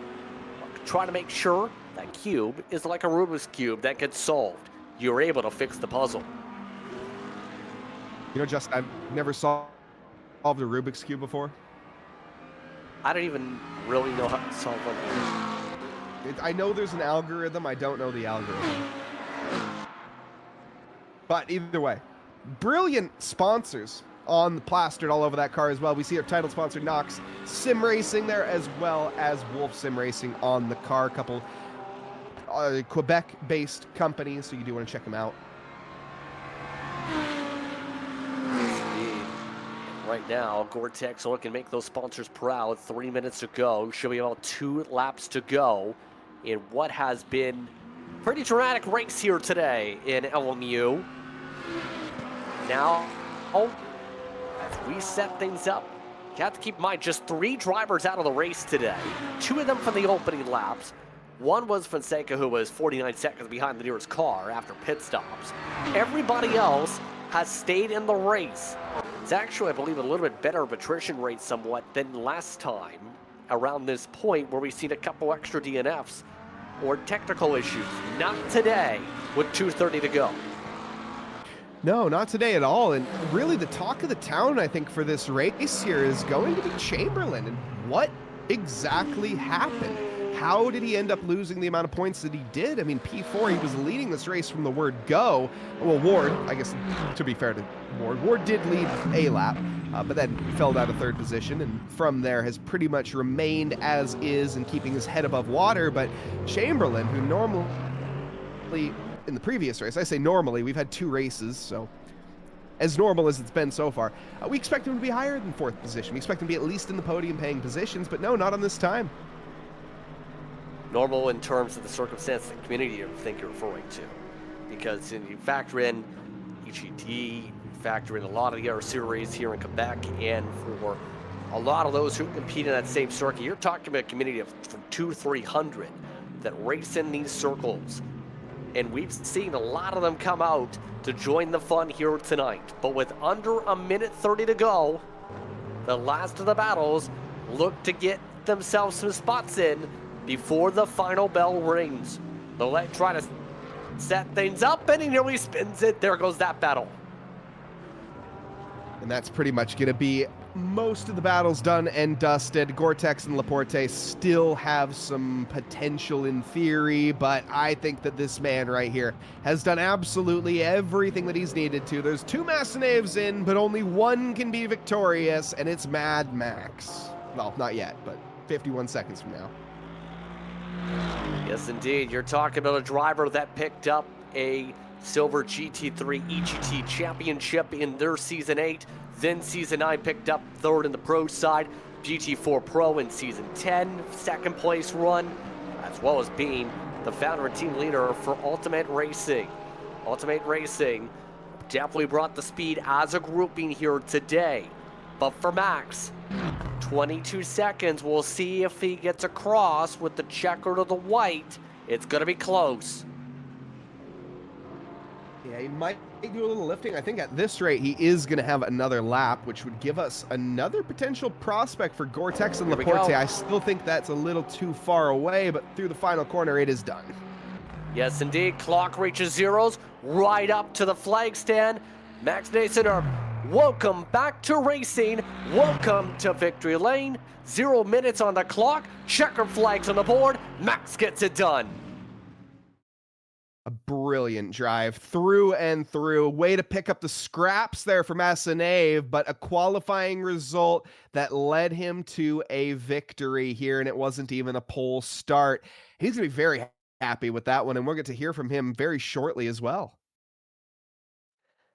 Yes, indeed. He gets it done over Gendron, Ward, and Chamberlain. Keep in mind, Ward and Chamberlain at the very end, you see, did have pit stops up on the board. They've already towed Believe. Amongst your top runners, Richard in the top 5. Leroy, Legrand still yet to cross with Laporte and Gore-Tex. Their battle amongst the top 10 with Bailey. So a competitive race today, Mike, as we take a look at those standings as some of those drivers still cross.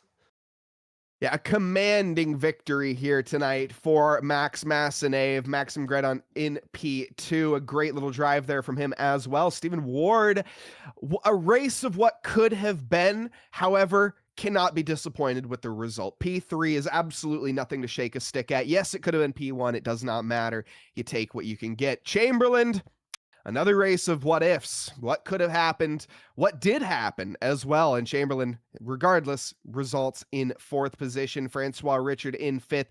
6th for Nicolas Leroy. Oliver Legrand down in 7th. Pierre Laporte in 8th. Frank Gore-Tex bringing home 9th. And Donovan Bailey rounding out your top 10. 11th spot going to Matroni. Philip Minerva in the 12th position. Hamel along with Perret, along with Philippe in the top 15. Gonsalves, he finishes down at 16th. Russo in 17th. Devontaine in 18th. Nolate in 19th. And Morrow in the top 20. A part of your pack. 21st, Desarnaud with Zach Wolf very quiet today over Morrow in 23rd. Courtellier in 24th. Dubois, Pittman, Beneke in the top 27. Bergen over Longuet, who was 3 laps down after early issues. Schroeder announced at the very end of the session he had a technical issue to join to the 4 DNFs. Fonseca, Gaillon, Gandier, along with Larson, also out of the race, Mike. Yeah, Larson being the biggest surprise, the highest paying points position. That DNF'd. He was at the start of the second position in the points. He finished in second in the previous race. Laporte bringing home a good haul of points, though, for himself as well. He'll be looking at, I think, second now in the standings. Desormeaux as well with a good haul. Delafonte, what could have been, but what was. I think he'll take it. I think at the end, there's some drivers here that are going to be coming home with maybe a little bit of disappointment, but at the same time, again, you can only do what you can do, and there only can be one person to cross the line first, and in this case, it was Chamberlain. Indeed, no, it was. Or no, it was not. You're confusing the teammates. I was looking at, I was also looking at the wrong results from Silverstone. So, yeah, yes. My bad. So, in all seriousness, though, believe Max Nason already standing on by. Here, we'll see if we get the chance now to set things up with him, because tonight had some twists and turns at the pit stop cycle. Max, you pick up the better stop. What did you do differently to get out for the race lead and then take advantage of Chamberlain slipping on back several seconds with mistakes? Hi guys, excuse my level of English, but I try my best. To be honest, I think Xavier did a mistake in the pit entry. So, except of that, I did nothing special except maybe a bit less of fuel if I compare with him. But yeah, it was just a normal pit stop. Just a normal pit stop, but a big day for your team. You had speed as a whole in the U8R, in the Ultimate Racing Machines here today. What was that preparation like for your entire group to be able to be on the ball and be, in some of the cases, so like Richard, be on the move and make up multiple spots, but in your case, be on the pace from the get-go after being busy with the snow? Yeah, exactly. We did a lot of practice as a team. We always help each other. Xavier had a crazy pace tonight. To be honest, he deserved the win, but yeah, I'm still happy to take this one. And same for François Richard and Pierre Laporte. They did a great job tonight. So with that being said, though, obviously we weren't here with the opening round, but now for yourself, get some good points on the board here. This should put you in a decent spot in the standings here. Your opinions now as we look to see where things stand up for the next time out because we go to France next. Yeah, it will be interesting for the rest of the season. I missed the first race. I was not. It was not a plan to do the season, but after the first broadcast, I just say let's go for fun, and yeah, the rest of the season will be fun. But the plan is still to help Xavier to get the championship. Okay, that leads to the next question then. So what's that going to take in terms of your efforts? I know you're the team lead as well. Yeah, exact. So I don't know if it was noticeable on the broadcast, but I never tried to attack him tonight. The plan was to stay behind and make a security buffer, if I can say, with Larson. But I think Larson has an incident, so feel bad for him too. But Ward and Gendron was really quick. I was looking at my relative at the end of the race, and Gendron was closing in. Good to note here for tonight. Any shoutouts you'd like to give before we let you go? Yeah, of course. All my teammates at the Ultimate Racing, you guys are the best, and of course, my wife, Alexandra Lamar, always here to see me race and support me. So shout out to her. Thank you much for the time. Good luck here next time out for you and your team. Thank you, guys. Thanks, Mason, for coming, taking advantage of the taking the chance to speak with us here, I should rather say, here today. But Mike, closing remarks. Let's talk about this here. France is next. You already heard from Max. Obviously, the goal, help out Chamberlain to try and win a championship. Yeah, and that's going to be, I think, a really interesting fight. You know, we talked about it during the race, and having a teammate, what that does for you and what that allows you to get done, and having a rear gunner in Masseneva, it's such a talented driver and such a talented lineup. This is going to be a tough championship to take from them, I would imagine. Chamberlain is going to be giving his fighting chance. While yes, he didn't secure P1 tonight, he did secure P4, and regardless, I think he's still going to be in P1 in the championship overall. And hopefully, as we head over to France for him, it stays that way. Now, obviously, Ricard, as well as Ward and the other drivers, well, they want to dethrone him, and we'll see if that does manage to happen. France is a very interesting track, Justin. I think we should talk about that just before we get ready to head on out here tonight. It's a track that has a very long straight, over 1 mile, decent passing chances, huge S-curves as well, and a little bit of elevation. All the way around, it's a tough passing track. And we talked about qualifying, it's going to be important, but what do you think for them what do they need to master heading into the next 2 weeks? That's actually an interesting question because it'll be one of my first, in fact, the first time I think broadcasting a race myself at that circuit, because my experience with it, Mike, in the previous is it has a lot of lines in terms of the blue lines I'm talking about. But in all seriousness, you're talking about some potential sending opportunities, some good breaking points. It's going to be important, I think, for a lot of these drivers, like you've seen with Monza here tonight, to really take advantage of these straightaways. What did you say? Oh, absolutely. The big straightaway, and then on top of that, the first corner is going to be of absolute crucial, nailing the breaking point into the chicane and not hitting the weird elevation bit in the center that throws you off camber. But we'll have to see, though. I'm sure some drivers are going to be finding it and having some issues. I do want to say, though, before I hand this over to you to close out, a massive thank you to absolutely everybody that has joined us here tonight in the chat. If you did enjoy the stream, do hit that like button, hit that subscribe button, head on down to the description and join the community while you're at it. And of course, big shout out to V-Suite for putting on the broadcast. On that note, it's time to say goodbye for tonight's action, though. Happy with us throughout the night here for this evening's coverage of the Simu Nation LMGT3 Masters powered by NOX Gaming and presented by Wolf Sim Racing. For my co-announcer tonight, Mike Noss, for our producer once again this evening that brought us the very colorful looks tonight in Sagur Bakshi, I'm Justin Prince. We've been happy to have you with us for tonight's action here on V-Speed. We'll see you next time out when we go racing in France.